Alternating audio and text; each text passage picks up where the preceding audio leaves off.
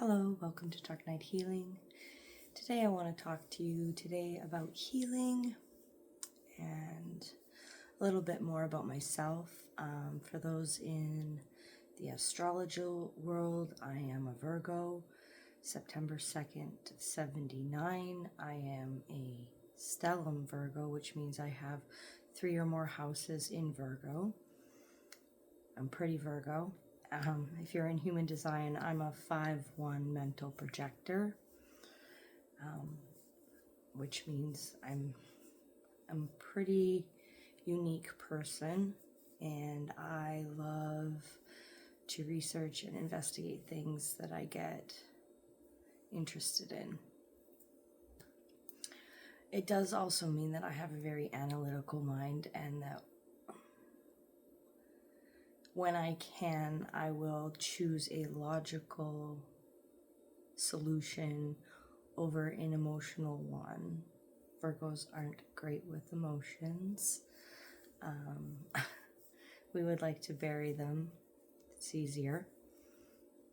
But once you've transmuted your trauma and your pain, and not that it'll ever be completely finished, but when you've transmuted a large portion of it, you'll feel a calm within you that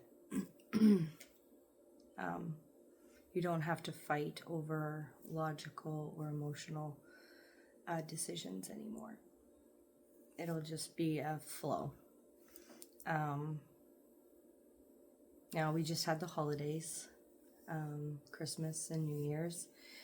A lot of people got together with their families. I had some nice quiet time with my children. We had a nice dinner and presents.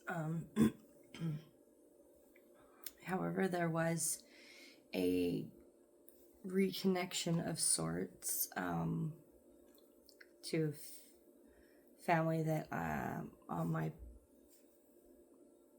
mom's side that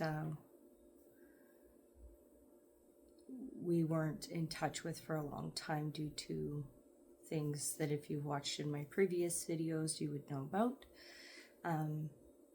But anyway, so the children went there for Christmas now that they're adults and making their own decisions. There was an apology letter sent.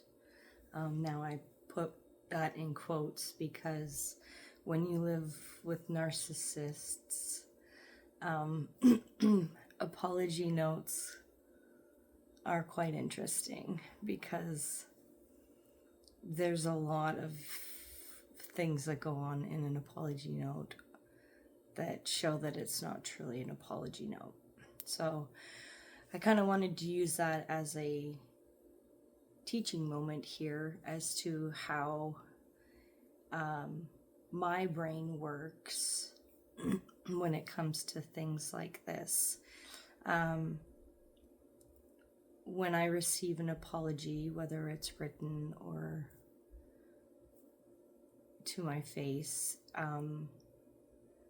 there's not a lot of emotion that I put into it. I'm, like I said, quite analytical. I look at the vibrations of the air around the person. Are they nervous? Are they anxious? Do they feel put out? I can feel all of that. I can feel if they're angry. The words that they choose show their level of regret, I guess the words would be. And you can read that. Like, if you've lived with a narcissist, and my particular narcissist was my whole life, so I know how she writes. And we grew up in the 80s, so letters were written when people were angry. So I know how she writes. I know how she words things, and how she would have written it if it was a true apology letter. She also left out my spouse, so if it was a true apology letter, then my spouse would have received an apology as well, but they did not. So that is the other reason. But I take it the style of writing, so this was a handwritten apology instead of typed or texted, but it was written in haste.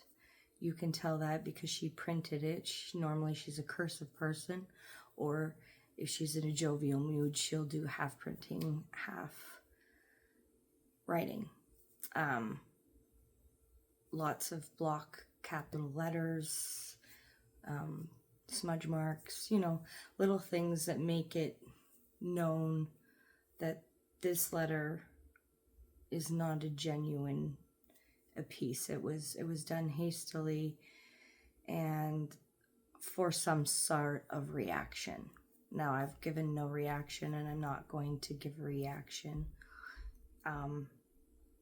because that part of my life is done, and I'm not going to return to it. This person was already told that I will not be speaking to them again. So their attempts, although getting old and frustrating, it's just a desperate plea at this point. But again, this is how my mind works, is I'm analyzing everything. I'm analyzing their facial features. If this is an in-person apology, the tone of their voice, what words were chosen, the energy and air around you, your eyes will say a lot. See, people don't realize when they say the eyes are the window to the soul. It's true. You can tell somebody's lying by looking in their eyes. If you know what you're looking for and you're actually paying attention. And the energy around a person will also give them away as to, and their energy gets put into everything. It gets put into what they write, what they wear, everything. So you can tell if you pay attention, and if you're intuitive enough, you can tell what a person and what state a person was in when they've written something, or when they've have intentions for some, pardon me, confirmation burps. But yeah, you really, as a Virgo and as a 5-1 mental projector, 5-1 meaning investigator, 1 meaning heretic. So I really like researching stuff, and I really like truth and authenticity, and I can feel when you're not being authentic with me. I won't question you on it. I won't tell you that I know that you're lying, or that you're telling me a half-truth, or you're not being sincere, but know that I know. So I've learned over the years that I really need to put myself first, because I will give too much to other people just because they gave me a little bit. And so I've really had to take back my power and use that logical aspect of me again to say that I don't need to have that emotional aspect right now, because emotions can mutter it. You feel guilty, you feel sorry, you feel this, you feel that. But at the end of the day, did you feel any of that for yourself?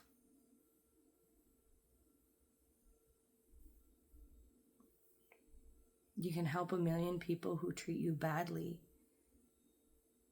but what does that say about what you want for yourself? Because you allow these people to continually treat you badly, hoping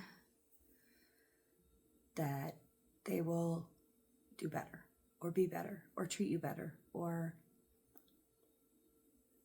the truth is, if they wanted to, they would. And sometimes what they've done, there's no forgiving. Not in the true sense of forgiving. You can forgive what happened. You can forgive yourself for allowing it to happen. But there are things out there that you don't need to go back for. Their actions fully showed you how they were going to treat and behave around you. And some things just don't need explanation. So this is how my brain works, and sometimes it's a bit muddlesome, because there are times when something's not logical and it doesn't fit. And then you really have to dig deep within yourself to find that emotional place. Right now I'm doing good, and I'm working on a more balanced level of logic and emotions, which is a really great place after long years of anxiety and guilt, shame, putting myself down. And that's done now. I don't feel that way anymore. I'm a good person. I usually go out of my way to help people. I don't hurt people.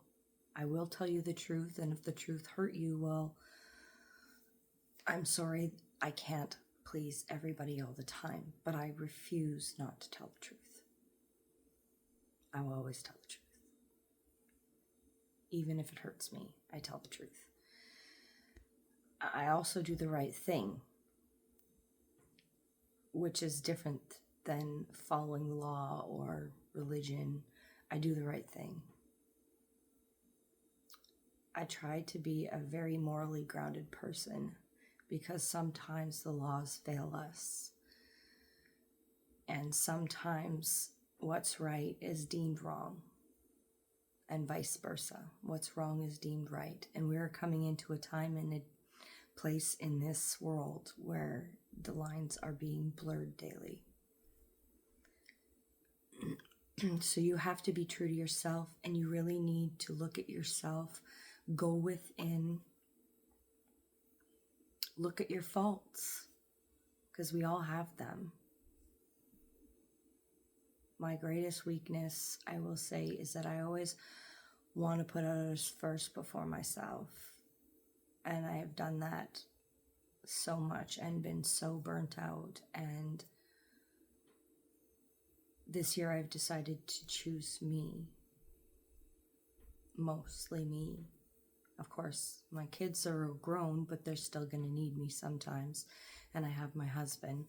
But I'm going to put a lot more energy into me this year. And I hope you do too. So continue to join me on my channel as we go through into 2026 and we start talking more about the things that make us tick. Being an empath is an interesting ride. Figuring all these things out about star charts and human design. Learning about us as individuals. We're each a very, very specific individual. Not one of us can be 100% recreated. Even identical twins are not 100% recreated. So enjoy this journey, and if you wish, you can join me. I'm on Instagram, TikTok, Facebook, YouTube.